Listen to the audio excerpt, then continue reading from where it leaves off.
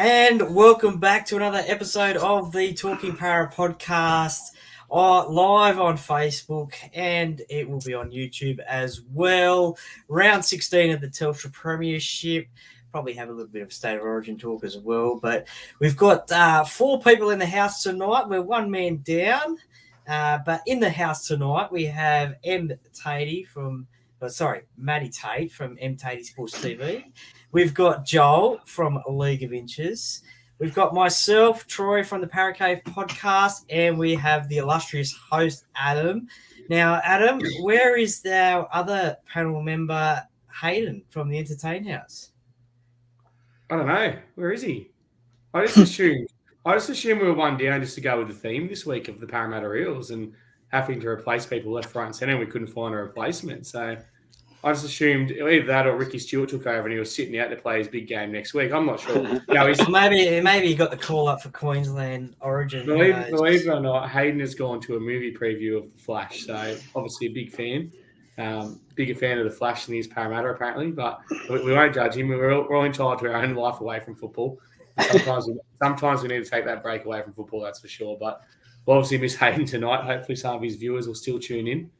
And we'll be sure to make a couple of jokes at his expense along the way. Let's start, though. Obviously, yesterday, it's always good when you've got a Tuesday night podcast and a Monday game because it's fresh in your mind. So unlike last week's show where I had no voice, this week I've got half a voice. But this week I can actually remember the game because I was there yesterday. It was obviously a good time. Always a good time at a call. Look, it's not a great stadium to go to. It took us about 2 hours 45 to get there because of the holiday traffic on the way down. And then it took us an hour to get out of the car park. Oh, man, I'm never going there again. The next time I go, there will be a grand final. So I took away from a good game with an annoying 2-year-old in the back who wanted to sing every song from every Coco Melon show on the way home. But we had a great time and we got a win was the most important thing. As I said, it was always going to be a huge crowd there. I want to give credit to the Bulldogs fans. They turned up in massive numbers. I actually thought there'd be more Parramatta fans than the Bulldogs fans because that's usually the case. It was last year, but they turned up in massive numbers. 33,000 for 12th versus 15th. Imagine if those teams were first and third. It would have been 50 or 60,000 people there. It's just incredible to turn up. And I hope that King's Birthday Monday, which still seems weird to say, King's Birthday Monday continues to be a tradition now with the Bulldogs. Because they're going to, it was. That's what we'll get to. Let's get to the game. I won't talk first because I was at the game, so I'll get Joel to go first. Joel, your thoughts on the game? Oh, how good was it? Normally, I like to sort of keep it a bit mellow, but I remember last year when the Dogs gave it to us, the fans fed it. Stop. You like to keep it mellow? I was going to say that's not what the group chat was going. Did you in celebration? Google what the word mellow means before you say it next time? Look, in celebrations, I don't like to feed opposition fans and things like that. I like to be fair. But I remember last year, Dogs absolutely fed us. Like, they won the grand final when they got us. And I just want to say, suck shit. And that's the Doggies, they all big talk. They said that we were there for the taking. No Dylan Brown, no half of our forward pack. You saw him sitting there on the sideline. And look, no Hodgson, which was obviously a huge blow for the side. We'll get to that.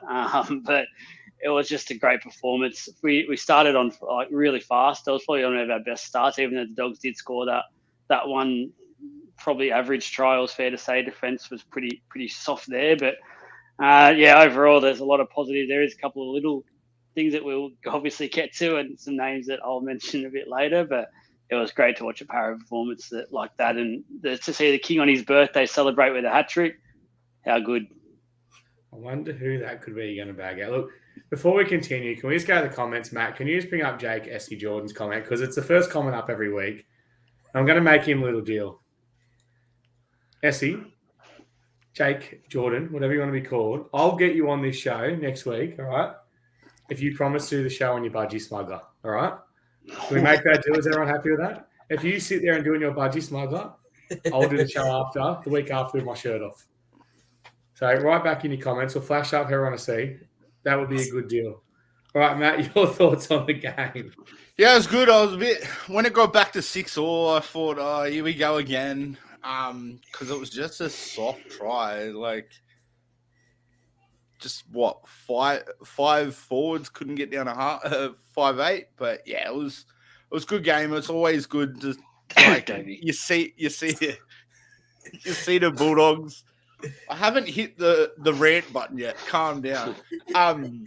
It's good to see, like, you saw the Easy. Bulldogs leading up to it all over social media, saying it was going to be revenge from last time, and it probably should have been more. We should have went on with that game. There was a few just stupid trying to score off every play.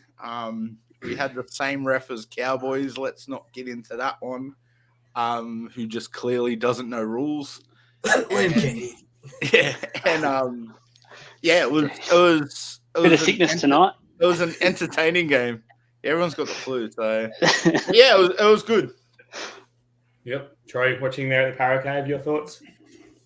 Yeah, well, it was a great game. I thought, Gutho with his 3 tries, outstanding. Mitch Moses helped him score one of those tries, which is good. I thought Arcee had a good game. His first up game in the blue and gold, his first major run led to a try, which was good. I thought Ogden was good again as well with his charges off the bench when he came on the field. There was more good quick play the balls as well, which led to a lot more room out in the backs as well, which was good to see. Cardi, your mate Cardi, Matty, he had a great game again. I thought that strip penalty was a bit of a momentum one. I thought. Can I just get to that one? Yeah. Burton's hand came free of the ball. As it was touching Cartwright, it should have been knock on anyway. It should have been knock on anyway, but that was right in front of us. I saw that live and thought he knocked that on straight away live. But you can see the video, even the video ref. Anyway, we're going to get to some referees' decisions later because I want to talk about that because I didn't think it was great. But anyway, Troy, continue. I thought it was a bit of a strange decision to go for the field goal before half time. I don't know whether that was just sort of because we were so far in front, that was just a bit of practice, or I thought we might have kept the roll on and gone for another try. Down Will and Russell's side, the Bulldogs seemed to find a bit of space down there a few times, which was a bit concerning. But look, other than that, it was a good win. It was a must win, and they got the win. Good for and against as well. So rolling into Manly this week. Yeah, for sure. I just had the for and against, and obviously it puts us in the 9th spot. A win this week puts us in the 8th, which looked very, not impossible, but a few weeks back looked unlikely. I'll go through my thoughts quickly because you've obviously touched on some big points there. First of all, panic button. I was waiting for it. First of all, I want to give Bailey Simons. Well, you guys are panicking. I was panicking. I'm still panicking looking at the draw we've got. Like if we drop some of those games we shouldn't drop, I'll be panicking. Like we can't afford to drop this week, for example. There's games that we can't drop, and if we do drop them, it means we've got to win those games at the back end, and that's what we're looking forward to. We're not looking forward to. Hang on, let me word that again. That's what we're talking about when we're panicking. Those tough games we've got at the end of the year, and those away games we've got. So we're being realistic. We'll say that, which is very hard when you're one-eyed Eels fans. Look, I'll go through it. Bailey Simonson, he's getting better and better every week, isn't he? He's finally reached his potential. We've always heard Bailey is the quickest person in the club. We never saw it. And then it's the way when Arcee made that break that he loomed up in support and was there for it. He's making so many metres out of trouble. Defensively, he's so much more solid than centres.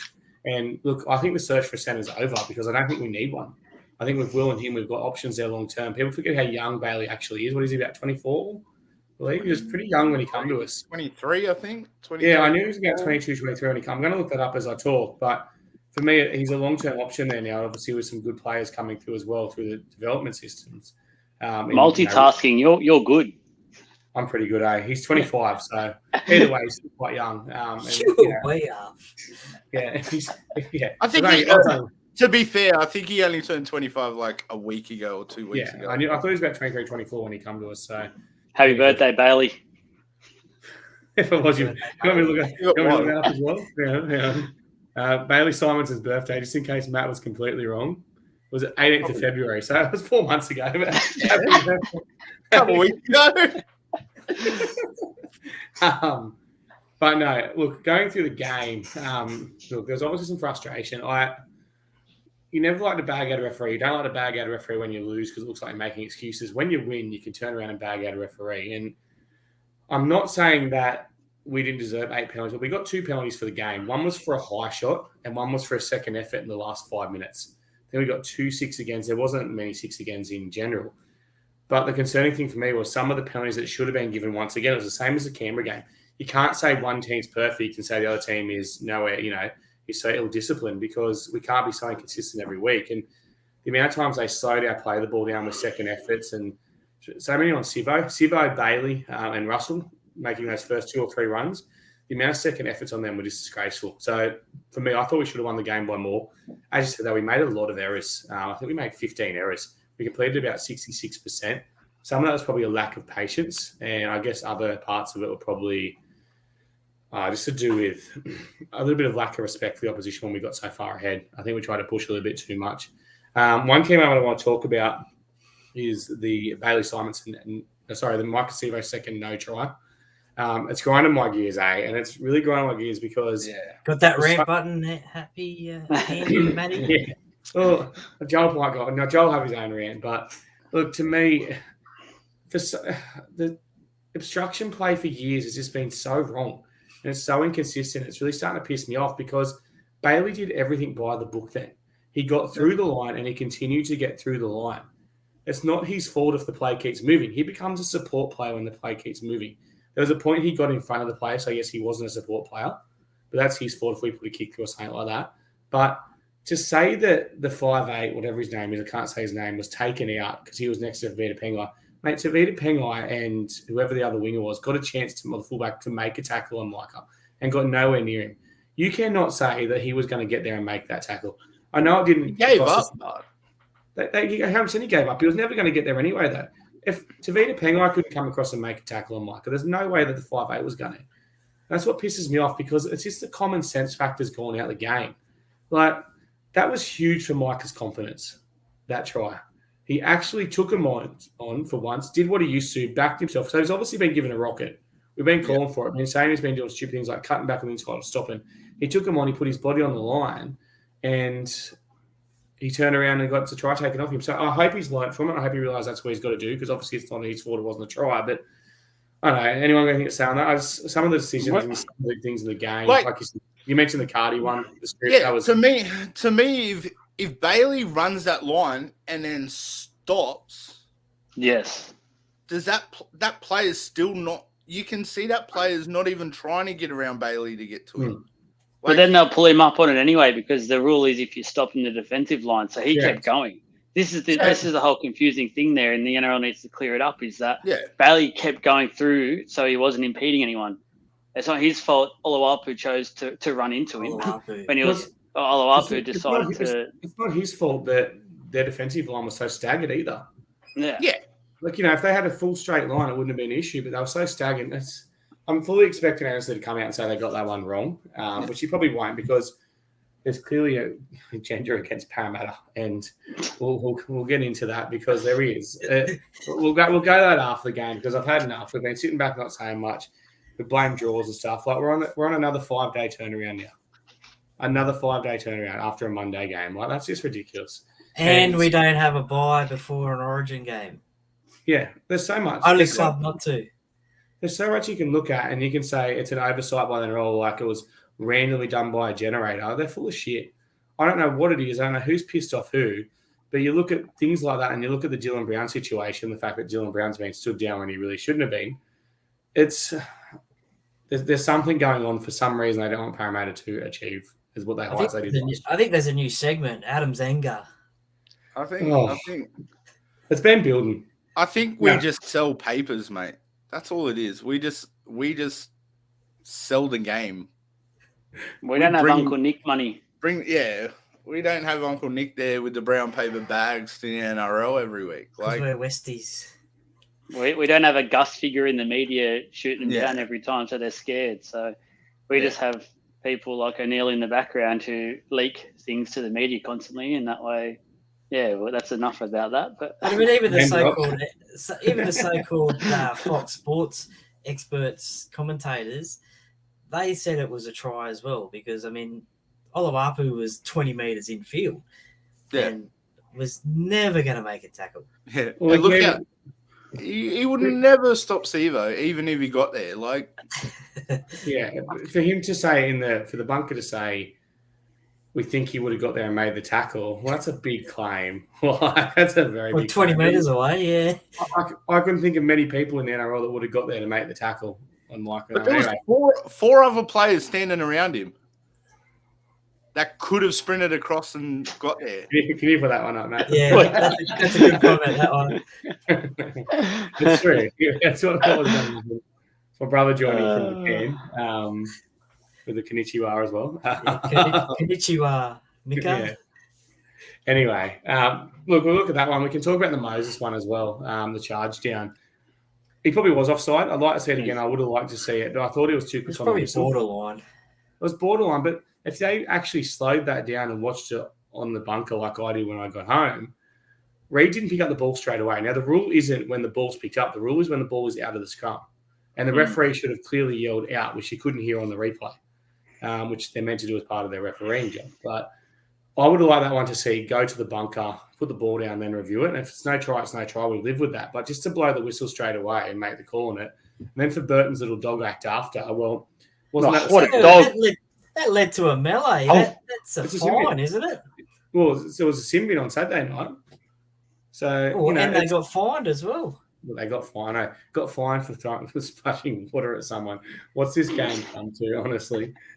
What did they get? That was just, whatever. The game. But yeah, I mean, a lot of people were surprised that Mitchell didn't put the ball down, but he's obviously heard the whistle and obviously plays to the whistle, but he probably should have just put the ball down anyway. Probably. Yeah. Probably Played the whistle. Especially after Burton pulled his pants down last year at that same game at that same ground. So in that same in goal. Yeah, deja vu. Anyone got anything to add from obviously the refereeing decisions, errors, something along those lines? So I've got another controversial opinion to bring up.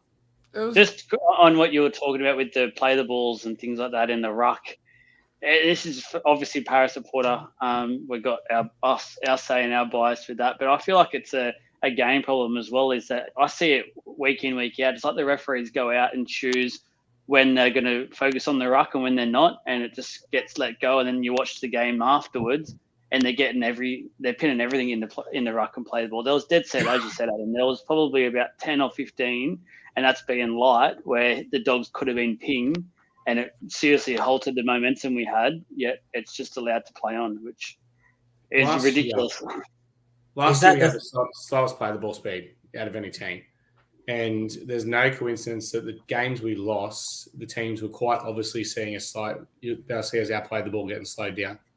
Is that a sort of a call for a second referee on the field? Go back to those days? There has to be. If it continues like this, there's a few higher ups calling for it now, because the amount of times I saw in our game yesterday where a player third man in flop while the player was on the ground. Yeah. There was a clear one where they done it and Guffo's doing this and yelling at the ref, and the ref just played on. Like, how is even the commentator was saying it was a clear flop? Like, it's just it's like I said, I don't blame the referees. There's too much being asked to police now. So yeah, I agree, Troy, and I said it a couple of weeks ago when we had that big referee rant. They need to go back to 2 referees because there's too much they have to police, and it's not their fault. And either that or the bunker needs to step in on, as I've said, more or nothing. At the moment, it's in between.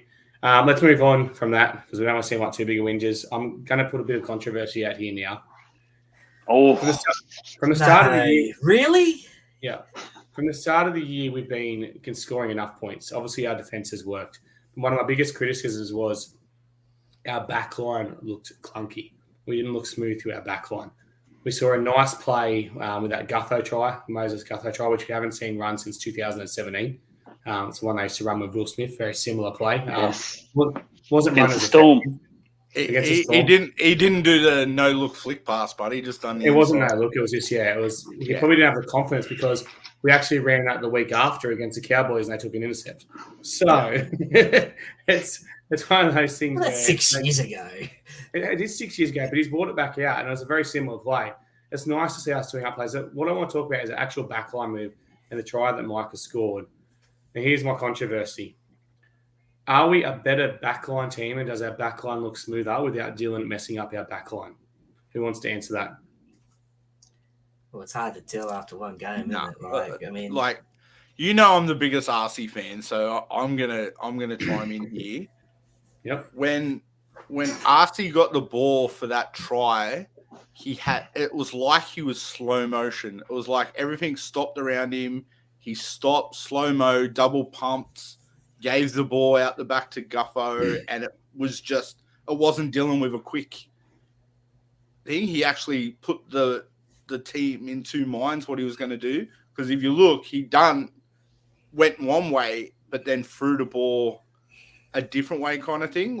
So it slowed the defense up to allow extra time around the thing where Dylan would have probably just caught and pass. Correct. But is that the unknown of RC from the Bulldogs? Not knowing how he plays, whereas they know how Dylan plays? To me, they're the same player.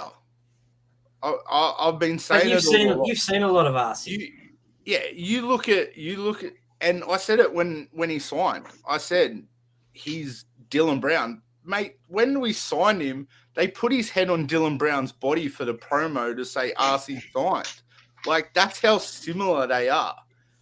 But I feel like RC's got a mad kicking game, and I'm kind of pumped to see it this week because obviously he'll be doing all the kicking.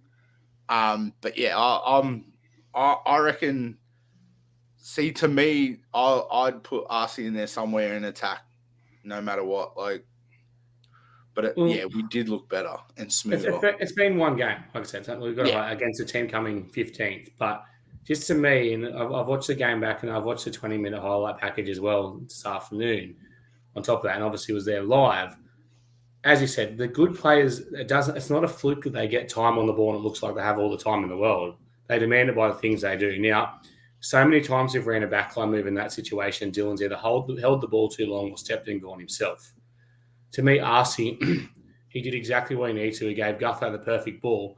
And I've had a lot of criticism about Gutho's final touches, Gutho's final passes for some of the tries or some of the no tries. I went back and watched a few other highlights, a few little packages this afternoon.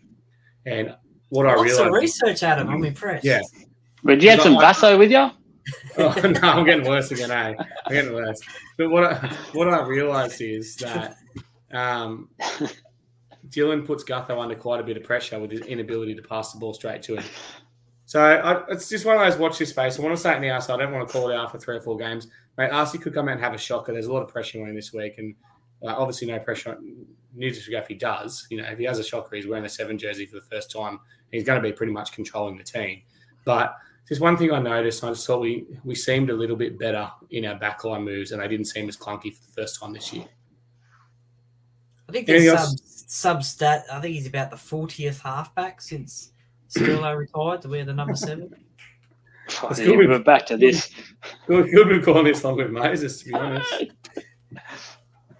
All right, anyone got anything else to add from yesterday's game? Nah, I just thought that, as you said before, I thought Bailey Simonson was probably obviously Gutho and Moses. Well, you may as well do it. Give me a player of the game and your moment of the game. Yeah, well, obviously Gutho and Moses were the players of the game, but I just you can't sit in the fence. You got to pick one. Well, I thought Bailey was also right up there, so I'm going to go Bailey, and only because I'm going to say Bailey. Yeah, because of his strong runs out of our end, his quick play of the balls.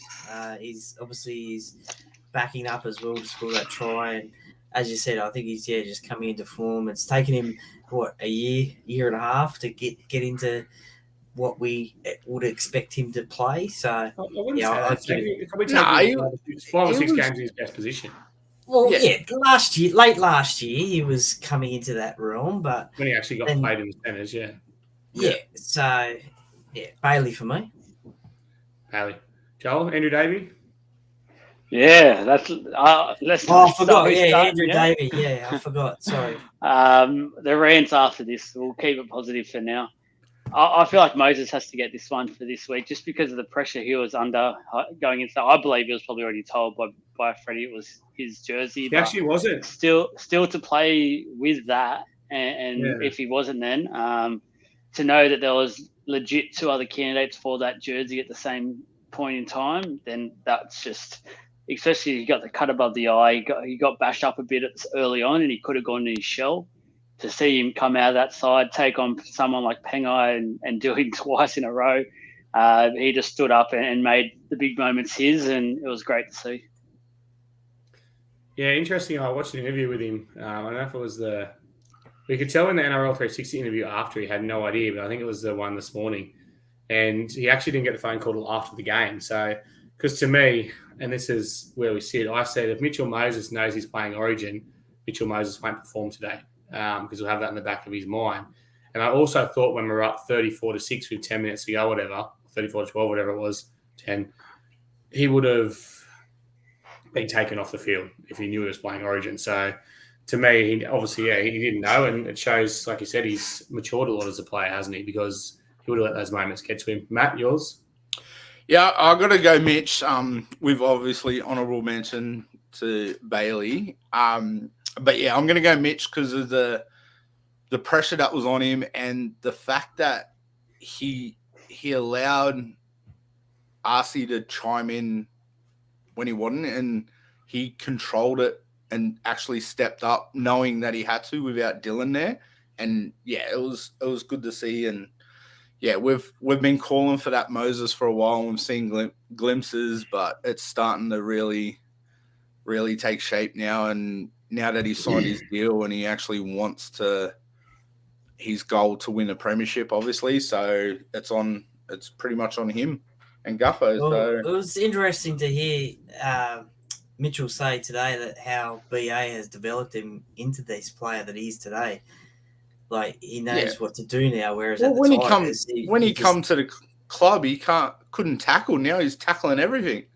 Yeah. But also, when he was at the Tigers, he didn't know what to do on the field. There was no structure, or he didn't know if he should do something like that. But yeah, he's given BA credit in terms of developing him into the player that he is today. He should be getting to his best year now as a maturing player as well. That's the scary thing about it. Look, I'm going to give – I know he's mentioned Moses. I thought he was superb. And obviously I've already mentioned Bailey. But I'm going to give it to Gutho. So just watching the game live, not just because he scored a hat-trick on his birthday, guys, we actually know – No Gutherino. A bit disappointed. We know it wasn't his actual birthday, but it was up there with Peter Siddle's hat-trick on his birthday. But to me, watching the game live, I spent a bit of time watching what Gutho was actually doing off the ball. And for me, we've always spoken about how much effort Gutho makes. He's all effort here. He's all hard. Joel's gone. He's gone. Peter Siddle's got a hat-trick on his birthday. Greatest sporting moment ever, I reckon. Banana eating vegetarian. Anyway, Gutho, just the way he joined in those backline moves, he was constantly there in support. Even on the Bailey Simonson try, he was there on the inside. He could have had 4 tries if RC was on the inside to him. It's that little things we haven't been seeing from him for a while. It looks like we know he's the fittest person in the club. We know he makes all the effort. Can I just honourable mention that he broke bloody Marnie's ankles? Yeah. There's your X Factor. Yeah, 100%. Is that what you're doing? I thought you were doing no deal. Nah, there's your X Factor. Right. X Factor, all right. All this talk about him, you don't want. The way we play, he just suits us down to the T. And I just don't know why it keeps coming up about getting an extra player into. Gutho is the essential fullback, what we need at the moment, and I honestly would not replace him for many others. To me, I reckon they got the plan like Lockyer, where it starts at fullback and finishes at down the track, 100%. Not at the moment though. At the moment, he's peak fullback. I don't think he'll ever go to 5'8". I think he's got the ball playing. He'll go centre. Would he have been close for Origin, do you think? I reckon he would have been. He's not one of the boys. Take that out. That's a good affiliation with Penrith or the Roosters. Anyway, moving on from that, I'm going to go my moment of the game. My moment of the game was the Bailey Simonson try. It was just good to see RC back himself. As I said, it was a very Dylan Brownish try. Put that footwork on, went straight through, and Bailey's there in support. And it's always good to see a young kid have an effect, obviously, in his club debut. Joel, yours? My moment of the game is the fact that we can actually get these short dropouts back consistently. It feels like we've actually gone to training and worked out a way to make sure we get the ball, and it's fantastic to see because I was calling for it the other week. So it's good. Even the Bulldogs short dropouts. It's not, Yeah, that's what I mean. It's We've not, actually it's not put Sean Lane there to stand there and not. no. It's actually Gutho's actually going up for it and actually getting the ball and competing. So it's fantastic to see. We're actually doing it. Good boys. Matt? My moment of the game actually was Gutho catching the Burton bomb with a player all over him as he was falling over. Like, yeah, it was ridiculous. And then was yelling at the ref because it should have been a penalty because the player had grabbed him before he got the ball. So, what are those bombs like live, Adam? Are they actually going as high as we think? Oh, he actually didn't connect one decently yesterday, to be honest. The ones he was connecting at Combank in round 7 or whenever it was. Wow. Yeah. He actually, I don't think he hit one cleanly. They all set between. And look, the first 2 or 3 kicks he had, we put no pressure on him, so it's a surprise. I really think we did miss Josh Hodgson in that regard. Sorry, Joel. But that's one thing he's excellent at, is his kick pressure. Troy, your thoughts? Your moment of the game, sorry? Oh, well, I'm not a fence sitter, so my moments was Gutho's first 3 tries in what? 10 moments, yeah, okay. In 10 minutes. I mean, but you have to pick one try. Pick one try. Well, not the first one, obviously, because that was a bit of a dubious one. Probably the second one, I reckon. Yeah, Go the second one. There you go. Go the second try. But 3 tries in 10 minutes, that's just to get off to that good start. The set play, because they knew Hayes Perham will overrun the play, thinking Mitch was going outside, and then he got to beat it, didn't I? Pengai was set out with a clear task of taking out Mitch and putting as much pressure on Mitch as he can, and Mitch just made him look like a reserve grader, kind of like Queensland to do him in Origin. All right, let's go through our bowl predictions for the week. Obviously, full-time score was 34-12. Joel went 20-10. Matt went 28-12, so Matt's now the 12. Hayden 22-12. Troy 42-8. I went 34-10. So I reckon that's a close sort of a gone on a score prediction. It's close. It should have been 40. Just saying. It should have been 40, 100%. So which means I would have been closer. Yeah, technically, yeah. Anyway, you weren't, so that's 1 point, Adam. First try scorer. I went Mitchell Moses. Troy went Bailey Simonson. Hayden went Will Penasini. Matt went RC, and Joel went Junior. Look, I just want to say, Gutho seems to have a bit of a habit of scoring the first try against the Dogs lately, and none of us predicted it, He seems to always find tries against the Dogs, and not one of us got there. But and on the King's birthday, too. I know, on his birthday, just like Peter Spittle. Bowl prediction, Adam went any player to score a hat-trick. No, I went Sivo hat-trick. I wish I went Gutho hat-trick. It would have been perfect. But Sivo hat-trick. Troy went Reed Sinbin. Hayden went Sivo score only in the last 10 minutes. Well, he scored in the 65th. Matt went RC 3 tries. So he got 2. And Joel went Moses to score 14 points. Now, this was actually highlighted in another group, Joel. You've gone 20-10 and Moses has scored 14 points. Can you talk me through that? When you've also, hang on, stop. You also said Junior Paulo to score a try. So you've got 16 points to play with. How does Moses get 14 of the 16 points? Because he would have gone off for HIA and Gutho took a conversion. Easy. Easy. So what's he done? He scored 2 tries and kicked a goal. Yeah, 100. Or he's that's 10. That doesn't work. That doesn't work. No one else can kick the other goal. Well, yeah, whatever's happened. It just, he would have scored. He did. I almost got it. He scored 10 points. I was 4 off. That's pretty close. Give me a point. Thanks. If he would have scored a try, he would have got 14 points. Half time. 14. Thank you. Move on. Well done. You've embarrassed him now, Adam. Come on. You could put a bit more thought into your prediction and your score. Adam, I haven't done my rant. Yet. Mate. You're starting to be in the headlights. He was. Take it away. He was thrown off because you took his first try. Yeah, Moses. Why? Yeah, exactly. Oh, thanks, Matty. No worries. Thanks, bro. There you go. Brother sticks up for you. There you go. Right, thank you. Get him going, Matt. We've got him rolled up now. Go. Hang on, let me get it going. Here we go.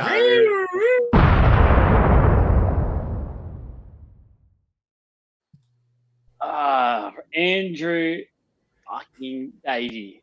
Honestly, beat me out. I'm sorry, guys, about the swearing, but We're live. I can't be. what has the bloke done to warrant this automatic selection in the 13?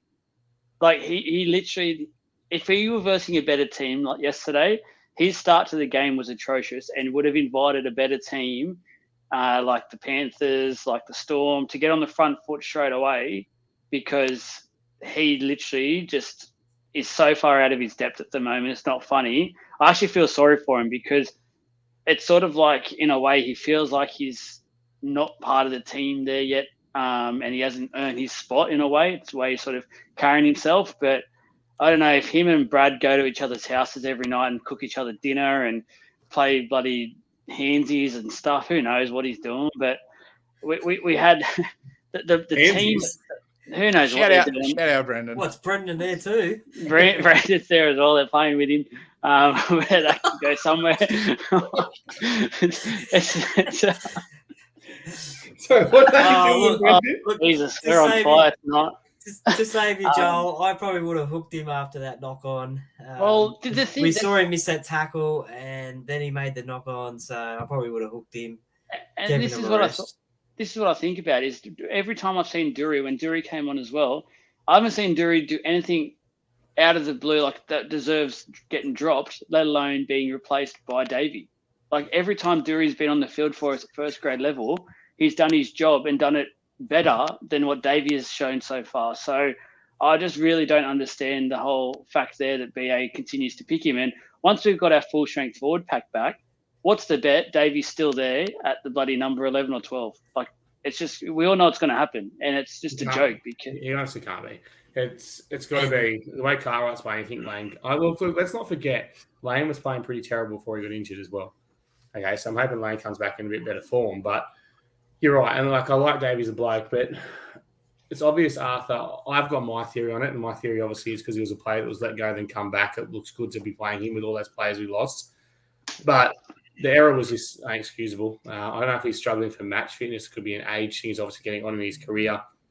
Or maybe he's just never come back the same player since his ACL injury. But what about the try that the Dogs scored? Sorry, I forgot about this bit. He was literally on top of Oluwapu, or whatever his friggin' name is, and he was literally on him, tackling him, and then all of a sudden he lets a 5'8" out strength, like, be stronger than a 19-year-old fighter. 19-year-old playmaker who's done nothing yet. As soon as he's been at this level so far, there's been so many raps on him. He has literally done nothing, and he literally just ragdolled him off like he was the youngster weighing 70 two rants into one there. I think he was waiting for the penalty for the clear and obvious high shot, and it never came, so he didn't play the whistle there. Play to the whistle. Yeah, 100%. Anything else, Dad? Thoughts on Josh Hodgson currently missing 2 games against the Dogs? Well, my thoughts on Hodgson is the fact that, look, once again, he doesn't play, and we've had our best start to a game. So I keep saying it doesn't even need to be there. And once Dill Brown gets back, I'd be starting Hands, and DJ Arce is your 14. End of story. Hodgson does not need to be in this side anymore. We've seen it every time Hodgson's on in the team. We have our best start to a game. So the proof's in the pudding. And listeners and viewers, Andrew Davey will get a man of the match performance this week, because history 100%. shows that whichever player Joel revs up, they obviously watch or listen to the podcast, and they come out and have a blinder. So put your money on Andrew Davey. All right, moving on. Let's talk Origin quickly. First of all, massive congratulations to junior player Mitchell Moses. Bittersweet as Parra fans. Wanted Moses there because he deserves the opportunity. Didn't want him there because we want to keep winning games. Obviously puts us in a pretty difficult situation this week without, obviously, him and Dylan there, missing Junior as well with a couple of other injuries. Getting a few players back helps. But, look, I just want to say to all the haters out there, they bagged the absolute shit out of Mitchell Moses for his Game 3 in, was it 2021, when he finally got the chance. Played 70 minutes with a broken back. Managed to get 2 try assists. I thought he played quite an excellent game in a dead rubber game. So, Mitch, I hope you come out and kill it, shut the haters up. You've got criticism your whole career. I don't know why. It started before the Parramatta stuff. I don't know if it's your size or the way you play the game, but a bit of advice is I hope he plays Origin like he plays for Parramatta. I hope he doesn't go out there and try and play a different style. We've seen all the coaches comment on his kicking game lately. He's probably got the best kicking game in the NRL. Look, obviously Cleary and Burton put up better bombs, but I think Mitch has got that long kicking game that can kick the team out of trouble. And his running game, he seems to back his strength and obviously go out and play. We won't have much to add to that because we'll probably do a show on Tuesday to preview Origin anyway. But we had a bit of fun earlier in the day. We do like to have a bit of fun besides Joel blowing up at everyone. And we knew we were going to be short this week. So before the team was announced, we went through what our ideal team, well, not our ideal team, what our team would be for this week for our 1, 6, 7, 9. Now, I'll say I didn't know that Hodgson was going to be out, so I've obviously got that part wrong. But I'll go through, Troy. What did you say first for your 1, 6, 7, 9? Yeah, so we did this about 11 o'clock this morning, so way before the teams were announced. Obviously, Gutho at number 1. Did I say at 6? Can't remember. You said I think I had Gutho at 6. Yeah, Gutho. sorry. Russell Sorry. I had Russell at Russell. fullback, Gutho at 5'8", RC at halfback, and Hodgson at 9 before he wasn't named. Yeah. Matt? Yes, I had. Actually, stop. We've got to do this properly. Go. Troy, your thoughts on why you did pick that as your spine? Look, I thought maybe have a experienced half. Look, I know Matto has played 5'8" before, but I just thought maybe, and Gutho's not an experienced half, but he is an experienced player. So just have him in the halves with RC as well. Russell has played fullback before in lower grades as well. And then you just have, if he was fit, you'd have Hodgson back, and then that's what we've seen all this year. So that's why I went the way we went. Matt, I'm going to leave yours to last. Joel? I had Russell fullback.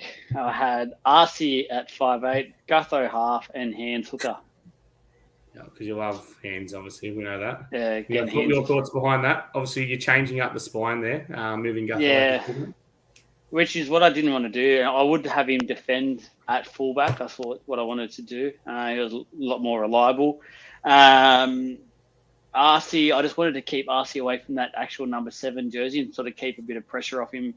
He's still only early in his career with the Eels, and I didn't want to put too much pressure on him for now. I think Gutho can handle it. We see in the press conference where he basically, as soon as the question was asked by the media, he just said, I'll do the number 7. He was keen. I just think you want to answer a question because they didn't ask me a question before. They never ask the players a question. I just love his confidence with it. Thanks, guys. I just love his confidence with it, and obviously we know why I chose Hands. So yeah, all right, Matt. So Matt here, before Matt talks, I'll say this was one of the most popular options on all forums and all pages today. Was what Matt says at 5'8", and can the viewers pick it? I'm going to shut down why I think it was a terrible idea. Go, Matt. So Gutho at fullback. I had RC at 7, Hands at 9, and I had Bryce Cartwright at number 6. Yes. So besides the fact you want to have babies with a kid, the guy, why did you have Cardi at 6?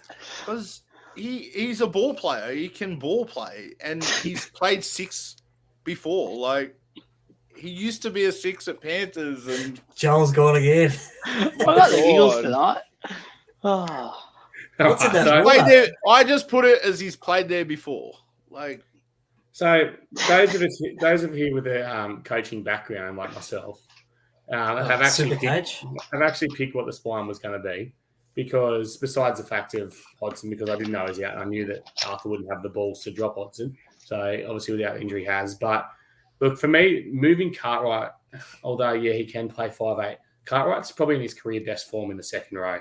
And he's finally found that balance of hitting a line, hard running. He's fixed his defense majorly, and finally knowing when to pass or to push that pass, which he struggled with throughout his career with stupid options. Look, he probably did one stupid thing on the weekend, which was that kick through when all he had to do was put the ball through the hands, and we would score. And the fast pass out to Will where Will dropped it.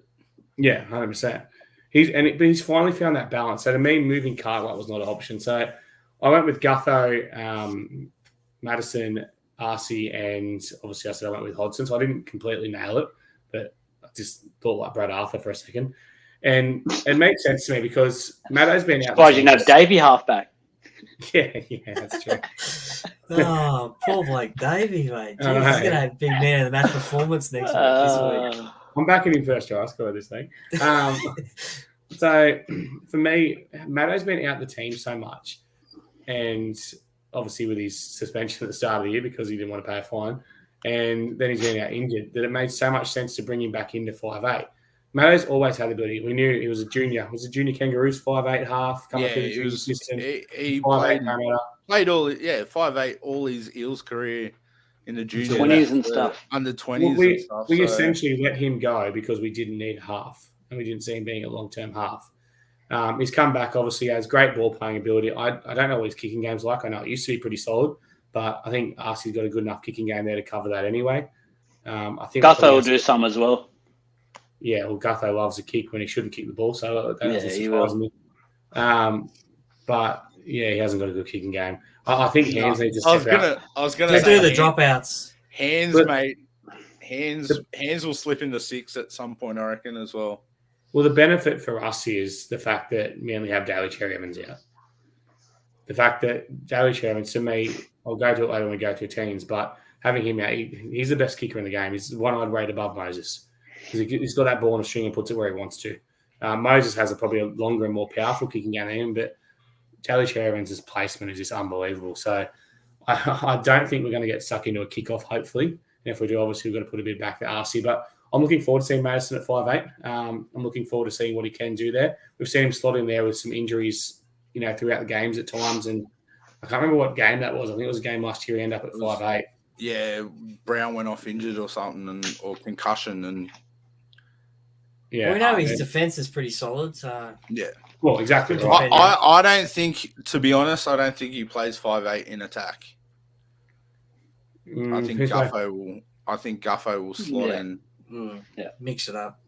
Yeah. I'd rather see Matto will be another running middle. Yeah. Well, he plays the ball playing running middle anyway. So he'll stay like that.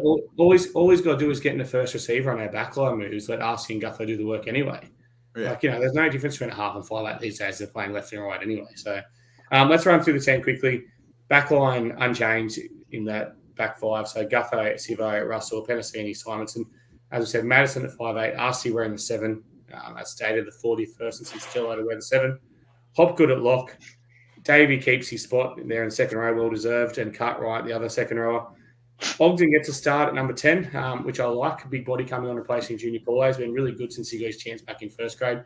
Hands at 9, Campbell Gillard, obviously returning his second game back. Already at 14, often Gowrie returns. Let's go. Dory at 16, McIntyre at 17, and Jake Arthur at 8. No, I'm just joking. It's Hayes Dunster at 18. It's usually Jake Arthur. Extended bench of Murchie, Rodwell, big chance to make a debut. From Alienation, wherever he's been. And Sean Lane in 22, they reckon he's a chance of playing. So watch that space. It'll be interesting who he actually comes in the team for. You think it could possibly be Moretti that drops out if that's the case? Yeah, I reckon Moretti drops out and maybe Lane off the bench, or Lane even start and they push Cardi to 12. Let's not forget, Lane at the start of last year was playing a fair bit of front row as well. So if Lane does come on, there's a chance we could use him in the forwards as well. So let's watch that space, maybe even lock anywhere really. So that's a team anyway. Look, I'll go through. We don't usually do it, but I'll go through the Manly team just so you can highlight their team because they've obviously got a lot of players out as well. There's no Travojeviches. So 2. There's what?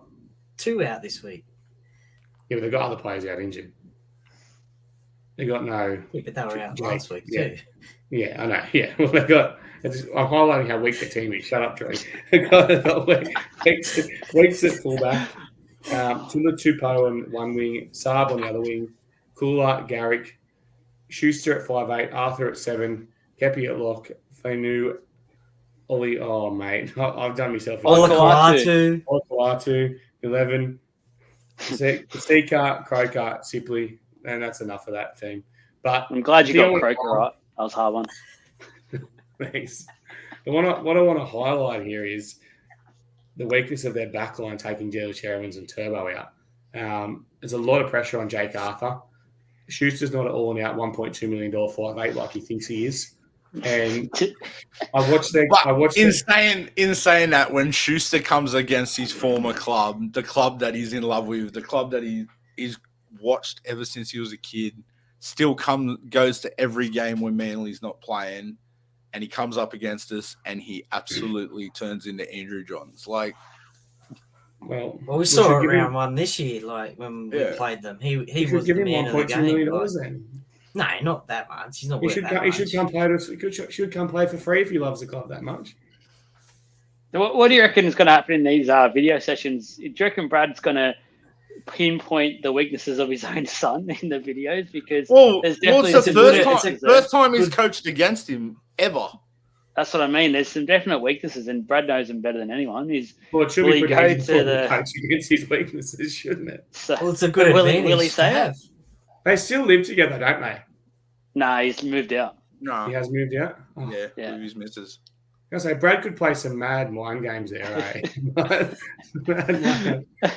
Just walk in and throw a Parra jersey at him every morning. No, just kick him out the house the night before you're out. So yeah, get the point. I'm sure he'll ring him up and say, "Best of luck." Mate, you'll probably drive him to the game. On Manly, ask him, "Do you know where the game's played this weekend?" Or I reckon there's a big target here, Garrick.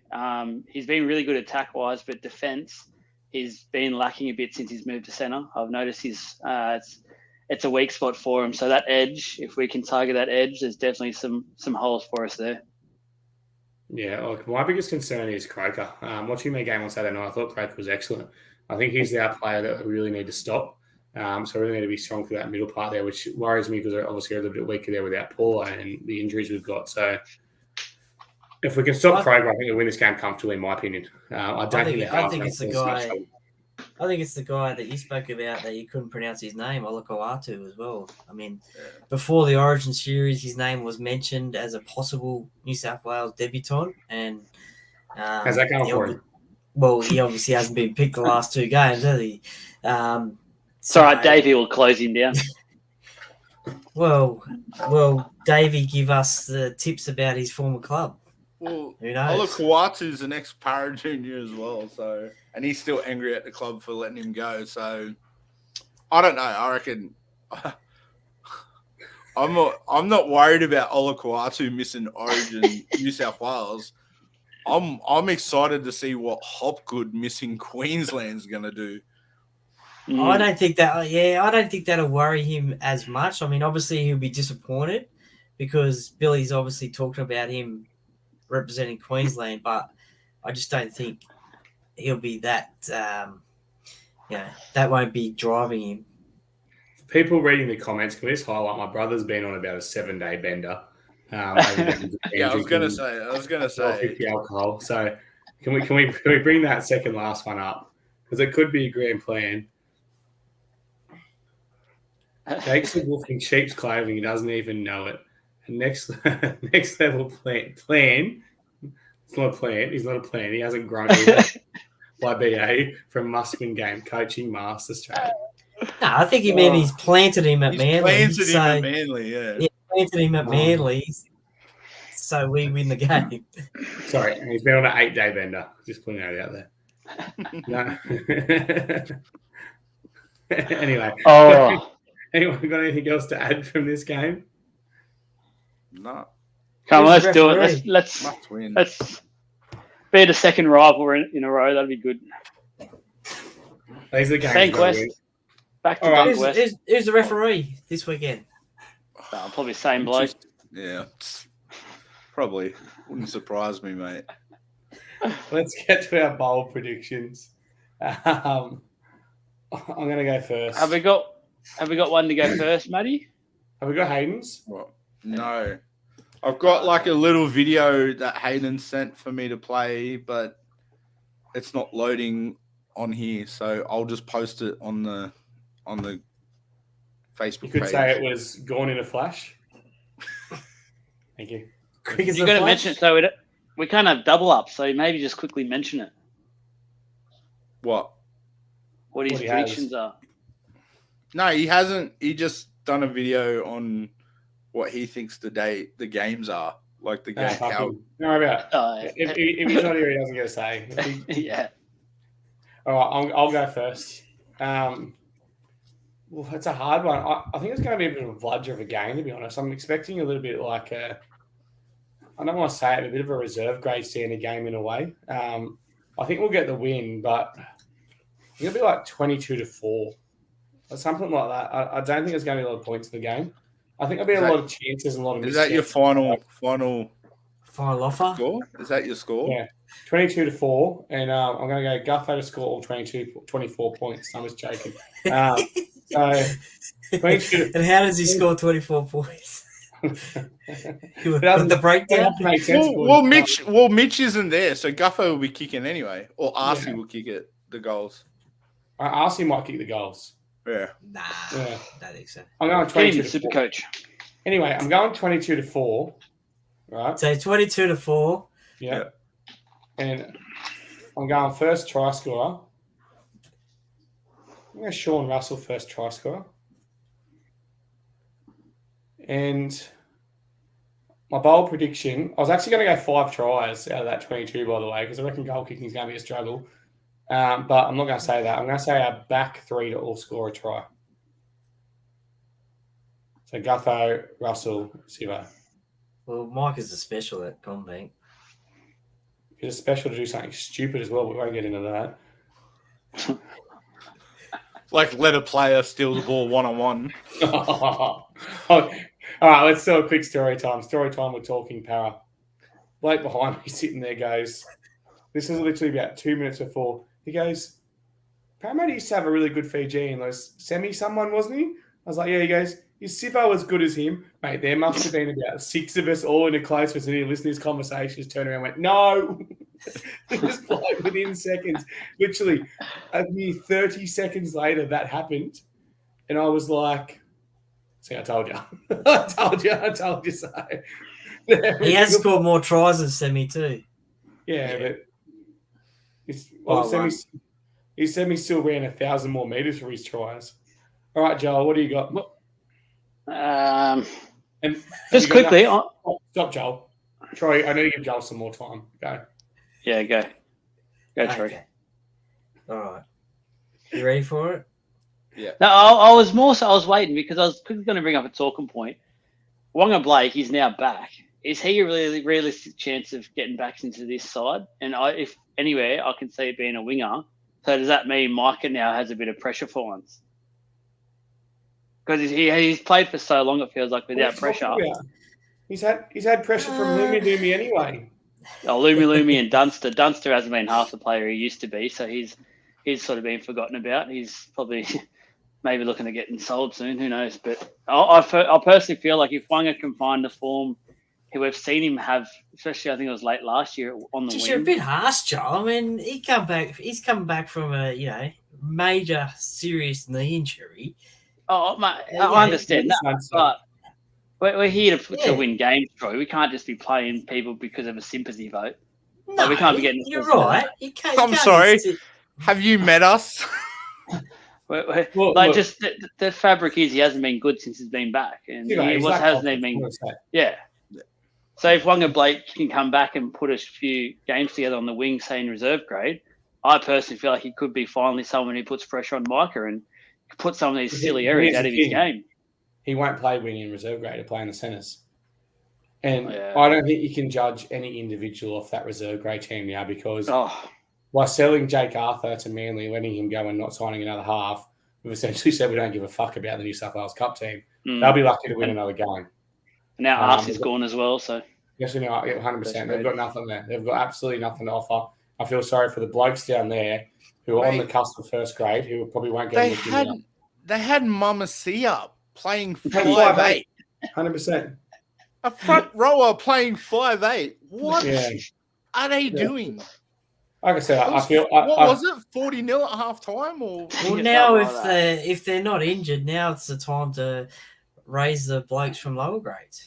But they're all That's injured. 100%. You're 100%. That's what I'm saying. When they come back from injury, Matty Arthur, things like that. So Matty Arthur, Saunders, Talangi. when they're back from injury, But Slot 'em here's up the in the thing. Here's the thing now. That's if Saunders doesn't end up at friggin' Tigers. New South Wales Cup are not going to play finals football. Jersey Flegg sit 4th or 5th. So if you move those players out of Jersey Flegg now, you're essentially ruining their chance to win your comp. Yeah. So it's a hard one now. It's a really hard one. But for me, you're right. We need to get those players up in New South Wales Cup because we released Jake Arthur knowing that Saunders was coming through. We need to now. We should not have released a player if we didn't think he was ready to play that grade. So he probably has to come in because if Saunders had stepped in 2 or 3 weeks ago, I know he's injured at the moment, obviously, because he hasn't been getting named in Jersey Flegg. But if he'd stepped in 2 or 3 weeks ago in the New South Wales Cup when Arthur was released, he could have had the 7 jersey on his back this week. If the kid's as good as what they think he is, they could have thrown him in the deep end this week. He's only matching up against another young kid in Jake Arthur. I know he's got a bit more experience under his belt, but he's still not that experienced. It's not like he's going out and playing Jonathan Thurston. So, it's one of the things that grinds with our club when they do wrong. But now we're in an awkward situation. Like I said, I feel sorry for those players on the fringe of first grade because if the team gets getting thrashed like that, they're not going to get a look in. They're going to carry no confidence when they come into first grade. I feel sorry for any young kids coming into that team because half the blokes, they don't even want to be there, to be honest. When do the last 2 spots have to be filled by? August. June 30. Is it June 30? It's August 7th or something that's made now. August 6th. You can literally sign. That's why they're saying Tuivasa Sheck will sign with the Warriors this year because by then it'll be all good. Rugby will be over and he can just come in, slot straight in. Yeah. He can sign a $1 contract and slot straight in. No, market value. Sucks if you're Charles Nickel Clock. Market value is only a rule they made for Parra. I'm telling you. Yeah, Israel Folau. We have gone way off. Yeah. Anyway, bold predictions. Yeah, Joel, go for it. Sorry. What's your thoughts? All right. I'll go 20-12 to the Eels. I think I'm with Adam. I reckon it might be a bit of a bludger. Might fall asleep on this one, but we'll see. I'll go first try scorer, Penasini. I'm going in the Penasini boat this time. I've loved him at the moment. He's given me a bit of something in the pants. So, no ranting, Will. No, he's on fire. I thought you were talking about Dick Penasini when you said talking about him. I'll go the Kings going to back up and get another hat trick 2 weeks in a row. Hang on. What was your score? 20? 20. So, I reckon he'll score the tries. Two goals. Kick the goal? He'll score all 3 tries, convert all 3, and then there'll be a penalty goal early on. Easy. What's wrong with that? Try. Oh, yeah, sorry. Hang on. Let's go back on that. I don't even think about these things anymore. Right. I'm too tired, boys. All right, hang on. My bold prediction. Can I just get away with him scoring a double? Is that bold enough? We'll go double. Gutho double. He's under a lot of stress. He's talked about Davies. I haven't stopped. Thanks. Davey and Hodgson fired me up again. Maybe you should get off firing up about people and concentrate on your bold predictions. No, because I started just thinking about stuff about the club. Go, Troy. Make me angry. Okay, RCG first try scorer. Oh, that's bold for you. Nah. You know what I reckon it is? He knows they'll do that. The play they done against Cronulla. They'll run that play they done against Cronulla, and RCG will get through. Nope. 20-16, so close. Yeah, hopefully he awards his own try. 20-16, we're going to be panicking, boys. Like yes. Well, it's one of those games. And sort of similar to Joel's one there. In the game, bold prediction, Gutho to kick all these goal-kicking opportunities. So after the tries. And we know what a goal kick is. First up penalty goal. Oh, he's trying to Ooh. throw the Adam trick. He wants those Scoring 100 play. points bad. Eh? Well, yeah, I've been robbed a few times, so I need to get back up. Oh, there, so, Rob, here we go. yeah, actually picking the first try scorer a couple of times. So All right, Matt, fire away. You know what's funny? He's not going to get it because RC will do the kicking. You watch. well, yeah. Look, I even got the bold No, you're prediction not. before the game as well, which we spoke about. I think Sean Lane will play and Andrew Davey won't. So, Oh, please. but that's before the game, so probably won't count. All right, Thanks, Matt. Troy. Hang on, I'm still writing the essay Troy just gave me. I'll send it to you in a message, mate, so you can write it down later. All right, so I'm going to go Parra 36-16. I think we'll score quite big at home. I think RC will. I've got RC first try scorer again. And my bold prediction is I've got Gutho 4 tries this. Ooh. No. How many of them will be off kicks? I don't know yet. Okay. So You get extra points if you get that right. Yeah. I'm going to say 2. 2 kicks, 2 passes. Okay, well, geez, you get bonus points for that. And how many of those 2 kicks could he have easily passed? Both of them. Super coach. He's a captain this week. That's our bold predictions. Yeah. I don't think we got that many questions in the question box this week. No, I got none. It's just maybe it's just not all as your many brother.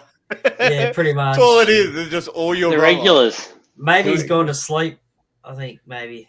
Either that or he's passed out in a Japan bar. And somewhere. well, that's what he's been talking about. So the beers are 9% and $1.50 Australian dollar. So Yeah. the good thing is we'll enjoy the moment while we've got him because when he gets back, I'm pretty sure he's going to rehab. Oh no, he's back. He's awake. He's back. I'll tell you what, Hayden must have taken some of our regular fans on a movie date because some of them aren't here tonight. Yeah, they've all gone There to watch must the be, Flash. must be something we don't know about. Flash. We're not flashing enough for them. All right.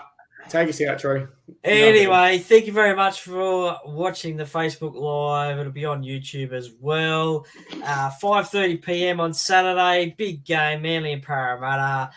The 81, 82, 83, and 86 legends are going to be there. So hoping for a big crowd there. Get some photos, get some autographs of the 80s legends. This will be out on Apple and Spotify pretty soon. So please subscribe and follow on Facebook as well and Instagram as well. So thank you very much for listening. Go Parra.